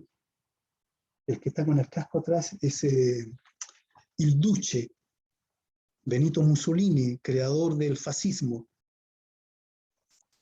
Tenemos también las figuras de palitos. Yo puedo contar hasta con palitos historias. Las tiras cómicas del domingo. Antiguamente, la prensa a nivel mundial, inclusive acá el diario El Mercurio en su momento lo hacía, tenía muchos cómics que venían seriados. Ya no pasa eso. Dice que por lo general se necesita un estilo visual más elaborado para un drama que para una comedia. Sin embargo, hay excepciones. Ya, acá viene una cosa interesante. Dice, elige un formato. No hay convenciones establecidas, lo cual es cierto, aunque por lo general los cómics se dividen en 3 categorías, de un solo cuadro, las tiras y las de una página de extensión, es decir, el libro cómic. Las tiras son las que aparecen en los periódicos. Por ejemplo, en las últimas noticias aparecen comúnmente, es un formato horizontal. Pueden encontrar, en su momento estaba Olafo, el vikingo, Condorito, que ya no tiene ese trazo de pluma, sino que es muy lineal, o acá hay una cosa que quizás se sorprendan o no, pero ¿qué es lo primero que les viene a la mente cuando escuchan la palabra cachupín? Un perrito. Un perro. Ya. ¿De la Perrito. calle? Ya. Ya. Sí. Eso es lo que ustedes conocen, pero Cachupín es un personaje de los años 50, fanático del fútbol. O sea, más que del fútbol, de los deportes. Y había una revista en este país que se llamaba la revista Estadio, y en la página número 3 venía esta tira de este personaje que se llamaba Cachupín, dibujado por un dibujante que firma como Nato. Y obviamente los que leíamos esa tira, los que nos gusta el cómic, lo vinculamos hasta que un día Álvaro Salas en televisión comenzó a denominar al perro como Cachupín y de ahí quedó como todos los perros se llaman Cachupines. Entonces es interesante cómo alguien te puede cambiar el concepto de una palabra o de un objeto. Ya dice, por lo general los cómics de un solo cuadro están reservados para la comedia. Para estos cómics no se necesita una gran cantidad de disposición y dependen de los chistes visuales y una o dos líneas de diálogos. Es decir, estamos hablando de este tipo de cosas. Sí. Es una viñeta, es un dibujo en donde el personaje se acabó. Y era, sí. Las tiras cómicas constituyen una secuencia de cuadros, no tienen una extensión establecida, aunque en su mayoría suelen tener una o dos líneas de 2 a 4 cuadros cada una. Este constituye uno de los formatos más populares para muchos webcómics y tiras cómicas diarias, debido a que permiten el desarrollo narrativo, a la par que siguen siendo lo suficientemente cortas como para producirlas con regularidad. Existen montones de páginas en este momento en donde yo puedo subir historias. Y obviamente puedo subir las mías y puedo leer las de otros. Comúnmente son trabajos a tabletas, son bastante rápidos y el otro día estuve hojeando varias que tienen con traducción y son bien ternitas, pero vi 5 autores y los 5 autores tenían la misma mano. Era algo muy extraño, como que todos dibujan iguales. Un cómic de una página constituye un proyecto más grande que una tira. En inglés, tira es strip. ¿Ya?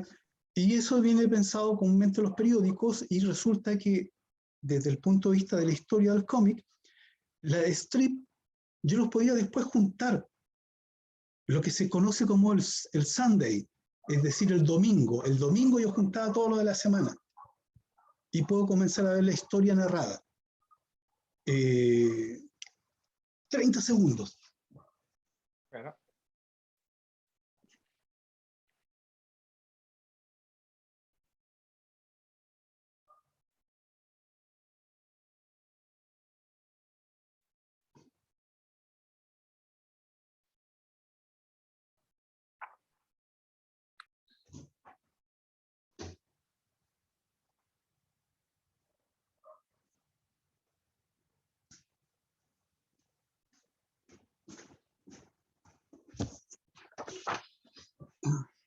Vale. Esta es la hora 0. Esto es de, por acá aparece. Estoy sin los lentes. Este es del año 58, de 1958, en donde son historias cortitas. Acá tienen una de Hugo Pratt, con guión de Oesterheld. Y acá atrás tenemos una Esto es una revista argentina y el dibujante de esta historia es Arturo del Castillo, chileno. Otra forma, en el mismo formato, porque es el aprovechamiento que tenían de la máquina, es el Eternauta. Y el Eternauta, en este caso está coloreado,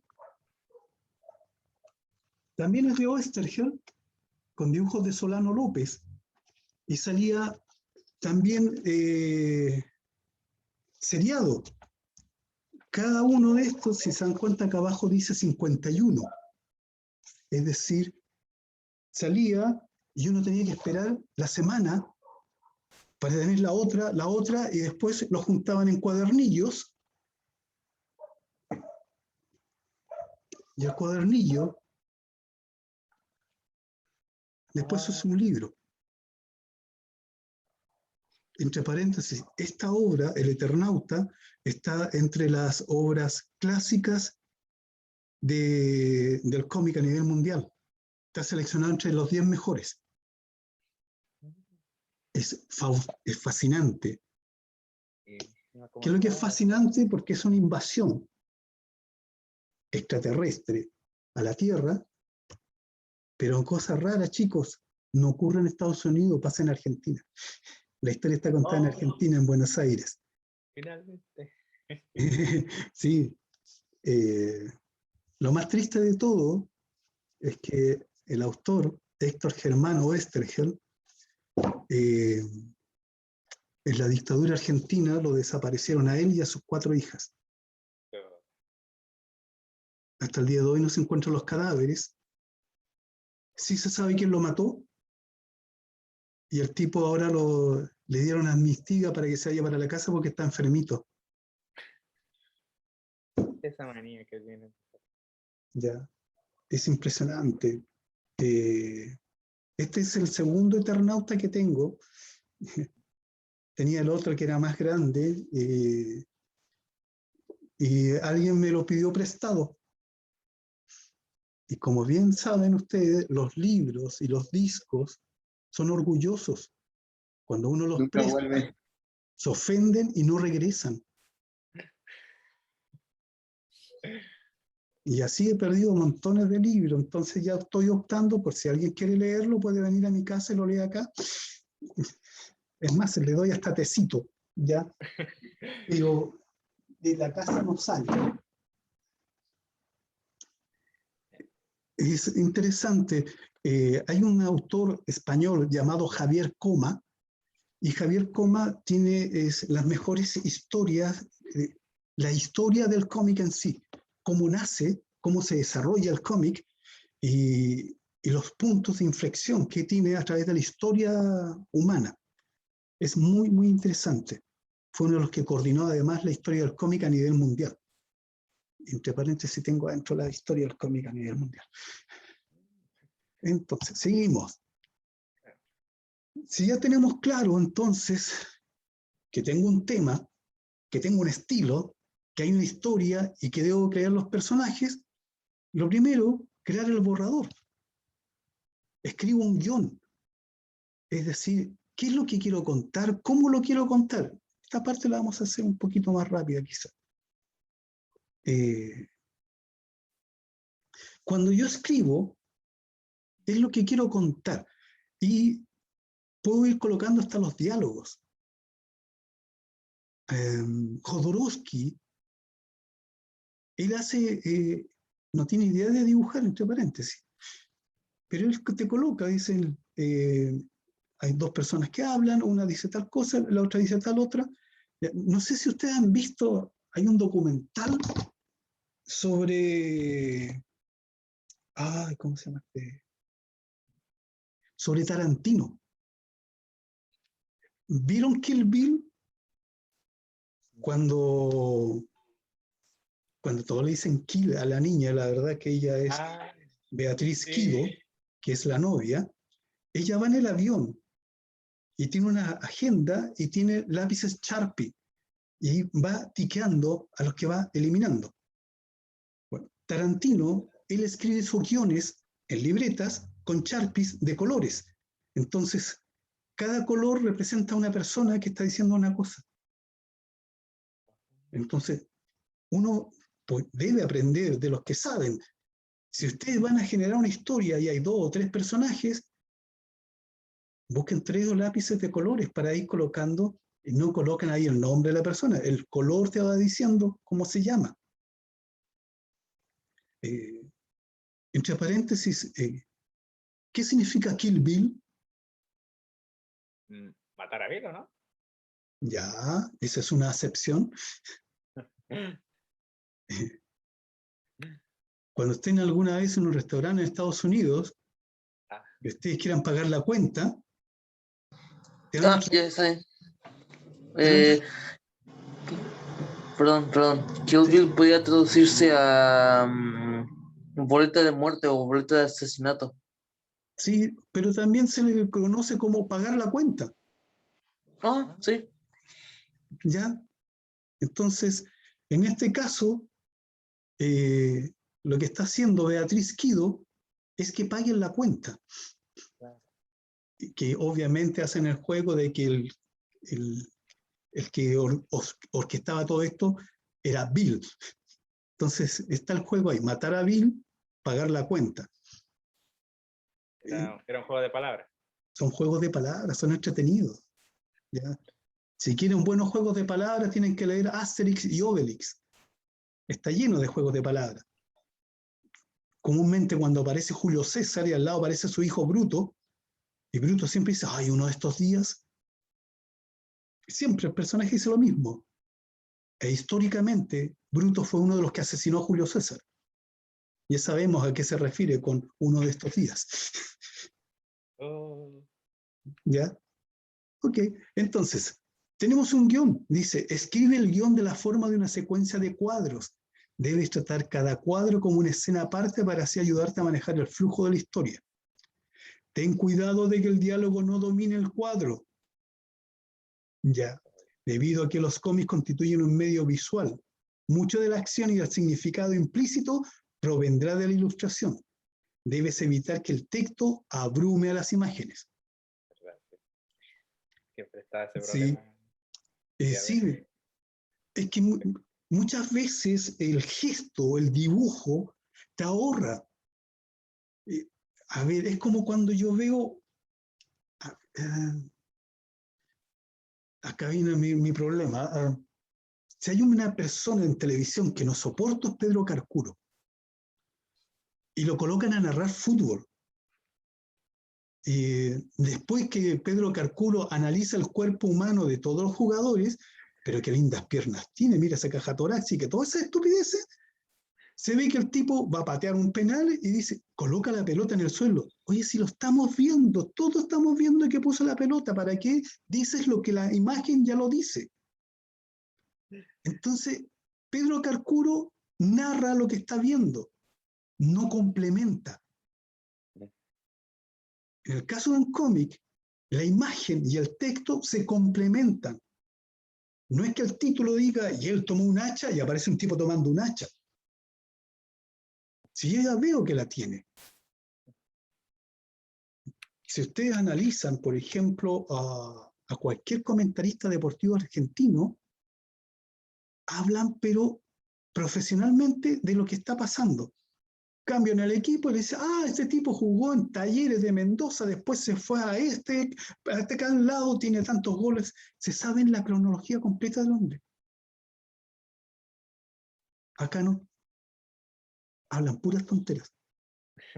Por eso hay un señor, hay una foto, la pueden buscar en internet, el tipo va con la chaqueta, dice, vengo al estadio para no escuchar a los pelotudos del canal del fútbol. A ese nivel. Ya. Sí.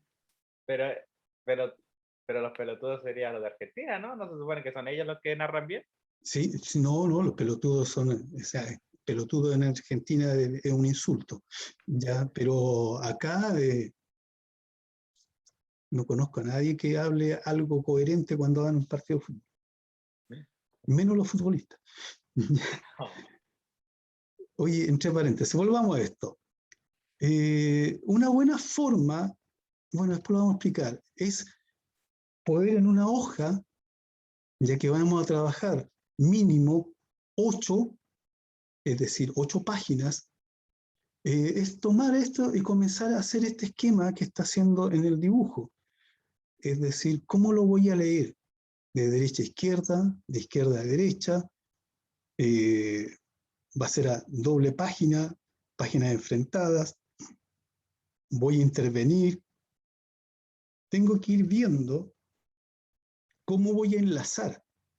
Puedo enlazar, como en este caso, los globos, los balones, con la información, y lo hago así, primero en un formato pequeño, a puro grafito, y una vez que esté listo, lo puedo calcar o lo puedo rehacer.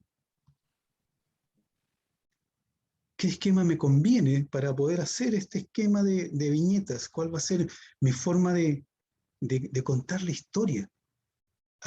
Esto es súper tradicional, pero de repente puedo trabajar una imagen de fondo con una atravesada. Acuérdense de lo que le mostré de Alex Ross, que era una imagen donde va bajando Superman y entre medio había otra imagen que interrumpía esto, pero complementando. Dice crear los cuadros, es decir, que acá pueden trabajarlo gráficamente a través de una paleta o lo pueden hacer en papel, depende de ustedes. Pero si lo voy a hacer en papel, necesito tener instrumentos que me permitan trabajar. Aparecen medidas X acá, después vamos a analizar eso. Y comienzo a colocar los contenidos. Te das cuenta cómo a partir del boceto grafito se comienza a entintar. Los tiralinas son fascinantes para esto. Ya, es más, puede después, como en este caso, lo digitalizo, es decir, lo escaneo, y después que está escaneado, lo puedo abrir en Photoshop y puedo comenzar a retocar, puedo aplicar fondos detrás, puedo colocar la tipografía. Si yo no sé escribir, no tengo buen pulso, puedo usar una tipografía, entre paréntesis, por favor, que no sea la Comic Sans.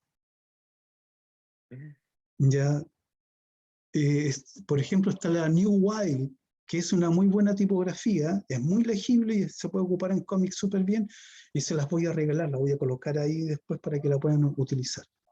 ¿Ya? Y acá estamos. Comienzo a trabajar la imagen y lo comienzo a limpiar en el computador. Puedo utilizar mi propia tipografía o puedo buscar, como en este caso que yo les decía, la New Wild, que es una muy buena fuente, o puedo alternar fuentes tranquilamente. Ir colocando el texto, es decir, tengo mi dibujo, lo tengo tranquilamente ya desarrollado en Photoshop y genero una carpeta donde estén los textos y los voy colocando. No sé ustedes, pero yo cuando uso Photoshop, el orden de las capas siempre voy colocando la superior arriba. Si tengo muchos textos, mi primera capa es el texto que está arriba, después los bajo abajo y así sucesivamente, porque cuando tengo que corregir, llegue a ser mi lógica de colocar los textos. Y no tengo que estar abriendo y cerrando ojitos para saber dónde está el texto que hay que corregir, porque tengo un error ortográfico o algún dato que se me pasó. Colorear. Al menos lo que yo hago en cómic, los coloreo afuera, después digitalizo, solamente pongo los textos. ¿Ya? No tengo... De hecho, profe, eso le iba a consultar. ¿Es necesario el color en el cómic? No, para nada. Puede ser blanco y negro, puede ser en tono sepia. Imagínate que sea algo así noir. Y puedo... por ejemplo, hay un cómic muy bueno argentino donde aparece Alfonsín. Y está todo color. Pero cuando el personaje comienza a meditar, se va a tono sepia. Y después regresa nuevamente al color. Y en ningún caso te dice, está recordando. Pero el cambio de color automáticamente te dice, está recordando. Lo pueden buscar también en una película que se llama Navigator, donde la película es a color, pero cuando el niño entra en trance está todo en blanco y negro. Es una forma de lenguaje que ustedes pueden ir utilizando.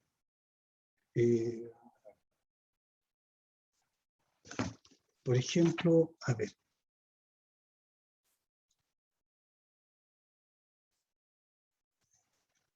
Déjame buscar por acá. Mira, para esta historia que hicimos con el Leo y el Piña, entre paréntesis, ahí están el Leo y el Piña.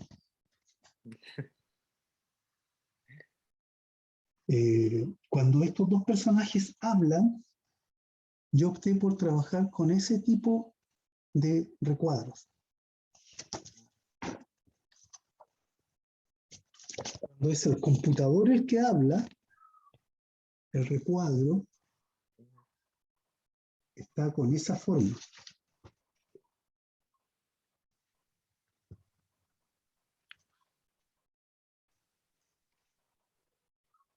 Y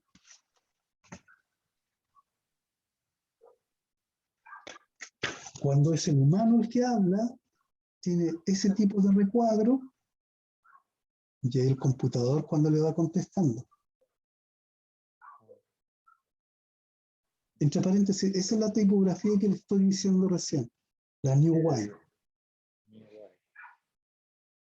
¿Viste? Y ahí están hablando los otros tres. Entonces hay tres personajes que hablan, los cuales son unos que son inmateriales, el otro es el computador de a bordo, y está el humano. Y en este caso, nuevamente la misma imagen. Si alguien vio 2001 Odisea del Espacio, el computador de a bordo tiene ese ojo que está en todas las salas, que se llama HAL 9000. Entonces, hay una mezcla de cosas y uno comienza a sumar, ¿ya? Entonces, para colorear el cómic, computador, la técnica que ustedes quieran, y al digitalizar queda en eso, o blanco y negro, puede ser con tramas, puede ser aguada, como ustedes quieran. Ustedes cuentan la historia. Acá te dice publicar el cómic, y dice hay páginas donde yo puedo subir. Ya, el famoso DeviantArt, que no es malo, ya el otro es Behance, que también es bueno para tener trabajos, que pertenece a Adobe. Son excelentes plataformas para que otras personas comiencen a ver tu trabajo, e inclusive son plataformas para poder encontrar trabajo. Acá te dice, crea una página para tu propio webcomic. Hay páginas, de ahí les voy a nombrar algunas, que te permiten subir y aceptan, obviamente, con las condiciones que ellos quieran. Pero construir, tener un sitio web en nuestro país no es caro. Les puedo dar un dato ahí, pero por 30.000 pesos al año, y te diría hasta menos, ustedes pueden tener un sitio web tranquilamente. Te sale por 2.500 pesos tranquilamente al mes. Y 2.500 pesos, créanme, yo creo que se los pueden gastar en 2 completos y se acabó. Pero tienen un sitio web donde pueden ir subiendo sus trabajos tranquilamente. ¿Ya? Dice, envía tu cómic a un sindicato. Acá, chicos, no soy de eso, de esa opinión. Existen varios sindicatos. Los sindicatos en algún momento nacen para la protección de los dibujantes, pero al final terminan siendo todo lo contrario. No, hacen todo menos lo que está hecho. Sí, por ejemplo, ya hay casos documentados de que el tipo dibujaba, tenía toda una historia y trabajaba por un sindicato y se cambia y el personaje era de él, pero el periódico se queda con el derecho y tú no, y ese que eres tú el autor. Entonces, háganle caso a INOV, sean ustedes sus propios jefes.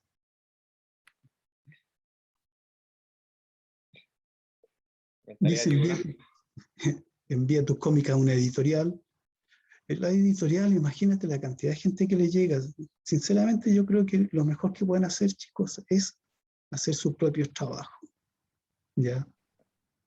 Y contraten, no sé, una editorial que les publique las cosas nada más, pero no se vuelvan loquitos y le den sus neuronas a estos sindicatos que realmente son terribles. Si se dan cuenta, por ejemplo, Arzac, creado por Moebius, generaron, él junto a otros 2 dibujantes, generaron una nueva editorial, Metal Hurland, y porque la verdad ellos ya no querían saber nada más con los editoriales, cómo los hacían trabajar a full para pagarles la nada. Así que optaron por lo más sano, crearon su propia editorial y comenzaron a publicar sus trabajos. No es malo. El famoso autopublica, print on demand, impresión bajo demanda. Todavía es caro, pero se puede hacer. En serio que se puede hacer. Y en último caso, chicos, imprimir bajo demanda significa que tú puedes mandar a hacer, no sé, pues 10, 20, 50 en vez de 5.000. Pero igual te sale caro si son pocas unidades. Entonces, si van a imprimir, es mejor juntar una buena cantidad de dinero, o lo que se hace, igual como se hace con los departamentos, una venta en verde. Vendes tu producto y le dices a tu amigo, oye, lo voy a vender, vale 5.000 pesos, y que te vayan pasando la plata, y cuando te juntas la plata, mandas a imprimir, y después tú entregas. ¿Podría funcionar? Sí, funciona. No es malo, pero significa que tú tienes que ser muy serio también. Ah, claro, porque si no se... ni broma de... Sí. Oye, acá dice la Valentina, aguante Webtoon. El otro día me metí a Webtoon y fue craqueado, así que bajaron el sitio. Puta. ¿Ya? Lo malo es que... eso sí, que tiene buena historia. Lo que yo recuerdo que he visto. sí, yo también lo... Por Es muy cierto, bueno que se llama Traza, si lo ven bien. por cierto, aquí Yo encontré tenía mi un webtoon ejemplar. ahí. Sí. Encontré un ejemplar de Barrabás, ¿eh? Oh, De Guido Vallejos. ¿Mm? Guido Vallejos es el autor de Barrabases. Sí, aquí está bajito. Viene con Sí. unas 4 historias, creo que son 2 normales y 2 cortas. 2 normales y 2 anormales. Para así decirlo. Sí. Ahí lo he visto y es bastante bueno, por lo menos es como cortito, cumplidor, tiene lo suyo. Sí. Y por lo menos para mí fue un buen reemplazo de Condorito, que siento que cada vez lo sentía menos chileno. Es que se maxificó, entonces, pero te das cuenta que Barrabases inclusive tiene personajes que ahora serían políticamente incorrectos. Ah, sí, también como lo... Sí. Está ahí un personaje que es brasileño, que es negro y sí. se llama palmatoria. ¿Qué es lo que es una palmatoria? Palmatoria... Bueno, nunca pregunté qué es. La palmatoria es un aparatito plano, como un platito con un gancho, y en el centro se coloca la vela. Y las palmatorias comúnmente estaban llenas de hollín, por eso son negras. Ah, y ahí viene. Ya, sí, pues. Entonces, por ejemplo, cuando la selección nacional juega, y sobre todo la cuarta, a Bocellur le dice palmatoria. Sí, hay cosas que ahora estamos tan delicados de cutis que ya no hay negro, hay choquitos. Qué triste. Sí, pero se acabó el heavy metal o el black metal, ahora es choquito metal. Choqui metal. Sí, el lado oscuro de la luna debería ser el lado choquito de la luna. En fin. Nos quitaron todo un color. Sí, más adelante no sé qué va a pasar. Oye, voy a detener la grabación por hoy, ha pasado más de la mitad de la clase. Espera.